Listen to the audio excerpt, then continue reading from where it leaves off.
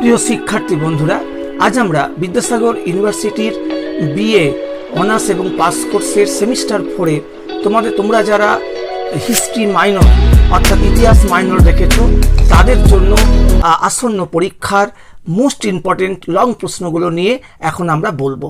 দেখো, তোমাদের বিভাগ গতে 10 নম্বরের বড় প্রশ্ন 3টে লিখতে হবে। তোমাদের দেওয়া থাকবে 5টা প্রশ্ন। তা তোমাদের যে সিলেবাস, সেই সিলেবাস অনুসারে এবারের জন্য মোস্ট ইম্পর্টেন্ট প্রশ্ন হচ্ছে 1 নম্বর, অবশিল্পায়ন কাকে বলে? অবশিল্পায়নের কারণ ও ফলাফল আলোচনা করো। পরে 2 নম্বর প্রশ্ন, ভারতে পাশ্চাত্য শিক্ষা বিস্তারের প্রভাব বা ফলাফল আলোচনা করো। অথবা প্রাচ্য ও পাশ্চাত্য শিক্ষা সংক্রান্ত দ্বন্দ্ব বলতে কি বোঝো? ভারতে পাশ্চাত্য শিক্ষা বিস্তারের ইতিহাস লেখো। পরের প্রশ্ন 3 নম্বর, 1857 সালের মহাবিদ্রোহের কারণগুলি আলোচনা করো। মহাবিদ্রোহের ফলাফল বা প্রভাবগুলি আলোচনা করো। অথবা 1857 খ্রিস্টাব্দের মহাবিদ্রোহকে কি ভারতের প্রথম স্বাধীনতা সংগ্রাম বলা যায়? আলোচনা করো। অথবা তোমাদের আগের 2025-এ যে প্রশ্নটা এসেছে, মহাবিদ্যের প্রকৃতি আলোচনা করো, এটাও তোমাদেরকে দেখে যেতে হবে। কারণ তোমাদের যে ইতিহাসের সিলেবাস, সেই সিলেবাসের প্রত্যেকটি সাব টপিক থেকেই কিন্তু আগের বারে 10 এবং 5 নম্বরের প্রশ্নে চলে এসেছে। সেই কারণে এবারেও কিন্তু অধিকাংশ প্রশ্নই কিন্তু রিপিট হওয়ার জায়গা থাকছে এবং রিপিট তোমাদের হবে। সুতরাং আগের বারের প্রশ্ন একেবারে বাদ দিয়ে যাবে না, তোমাদের সেই প্রশ্নগুলোকেও দেখেও যেতে হবে। তাহলে আমরা তারই মধ্যে মোস্ট ইম্পর্টেন্ট যেগুলো এবারের জন্য একেবারে আসার সম্ভাবনা খুব বেশি, সেগুলো আমরা প্রথমে রাখছি, তারপর আমরা বাকিগুলো বলে দিচ্ছি। দেখো, 4 নম্বর প্রশ্ন, ইঙ্গো মহীশূর সম্পর্ক আলোচনা করো। ইস্ট ইন্ডিয়া কোম্পানির সঙ্গে টিপু সুলতানের সম্পর্ক বিশ্লেষণ করো। এর সঙ্গে পাঠ প্রশ্নে আসতে পারে মহীশূরের পতনের কারণ লেখো।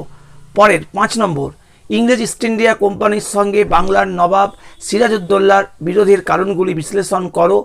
অথবা 1756 থেকে 1764 খ্রিস্টাব্দের মধ্যে ইংরেজ ইস্ট ইন্ডিয়া কোম্পানির রাজনৈতিক ক্ষমতা বিস্তারের ইতিহাস সংক্ষেপে আলোচনা করো। কিংবা এই প্রশ্নটা তোমাদের অন্যভাবেও আসতে পারে যে পলাশির যুদ্ধের কারণ ও ফলাফল আলোচনা করো।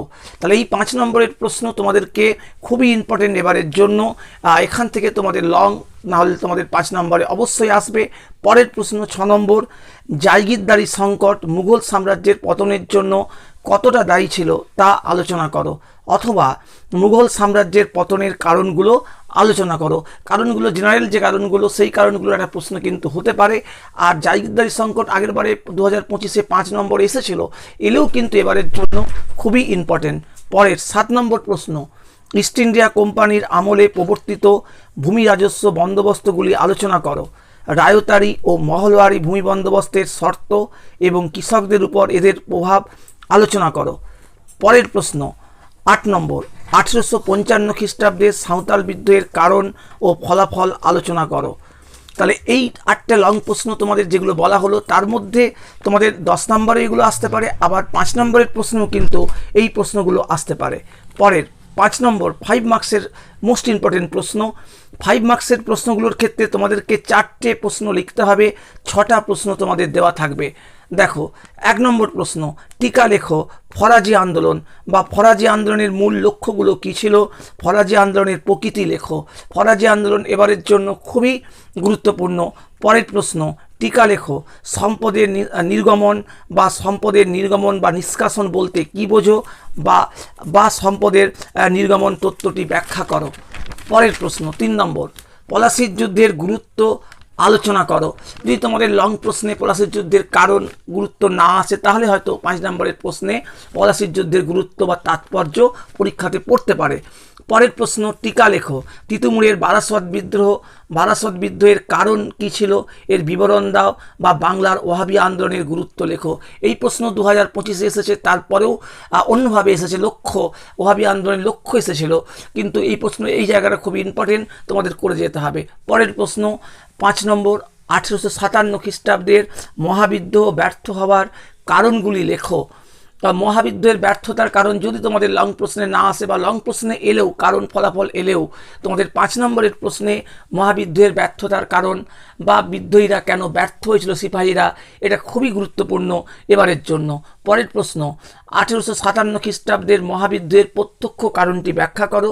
এই প্রশ্নটা 2 নম্বরের জন্য বেশি ইম্পর্টেন্ট, তাহলেও 5 নম্বরের প্রশ্নে তোমাদের দেখে যেতে হবে। পরের প্রশ্ন 7 নম্বর, টিকা লেখো। রাওতারি বন্দোবস্ত বা রাওতারি বন্দোবস্ত বলতে কি বোঝো? এই বন্দোবস্তের সুবিধা অসুবিধাগুলি লেখো। পরের প্রশ্ন 8 নম্বর, প্রাচ্য ও পাশ্চাত্য দ্বন্দ্ব বলতে কি বোঝো? কিভাবে এর অবসান ঘটে? এটা তোমাদের লং প্রশ্নে দেওয়া ছিল, এখানেও তোমাদের আসার সম্ভাবনা রয়েছে। পরের প্রশ্ন 10 নম্বর, ইংরেজদের সঙ্গে রঞ্জিত সিংয়ের সম্পর্ক লেখো। আঞ্চলিক শক্তি হিসাবে কিভাবে শিখ শক্তির উত্থান হয়েছিল? পরের 10 নম্বর, মার্কেন্টাইল অর্থনীতি ব্যাখ্যা করো। ভারতের অর্থনীতিতে এর কী প্রভাব পড়েছিল? পরের প্রশ্ন 11 নম্বর, টিকা লেখো মুঘল দরবারের রাজনীতি। তাহলে এই তোমাদের মোটামুটি প্রশ্ন, এর মধ্যে পুরো সিলেবাসটা কভার করা আছে, এখানে এর বাইরের প্রশ্ন হওয়ার কিন্তু কোনো জায়গা নেই। তোমাদের সকলের পরীক্ষা ভালো হোক। আজ তাহলে এ পর্যন্তই।